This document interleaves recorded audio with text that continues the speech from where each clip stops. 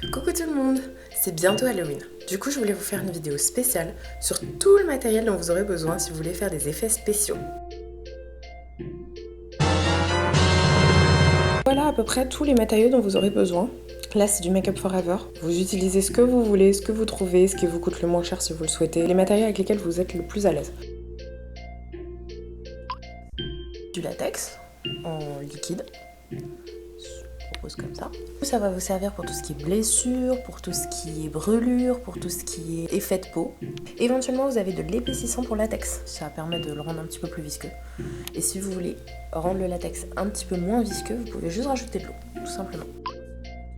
Sans artificiel. Là, moi, j'ai du coagulé ici et du épais. Et il y a du liquide aussi qu'on peut récupérer qui est beaucoup plus liquide. Ensuite, on a de la colle à postiche, donc qui peut servir à coller tout ce qui est fausses oreilles, fausses barbes, poils, etc. Et évidemment le gum off, donc qui permet de nettoyer la colle.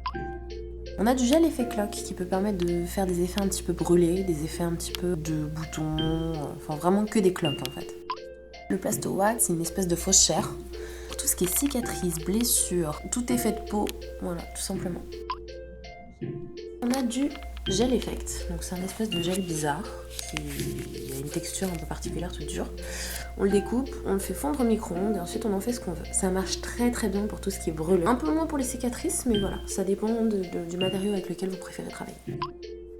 Ce qu'on appelle une flash palette, une palette de fard gras en fait. Donc c'est des fards en fait un peu comme les fards qu'on a pour les enfants, c'est juste que c'est pas à l'eau, c'est du grain.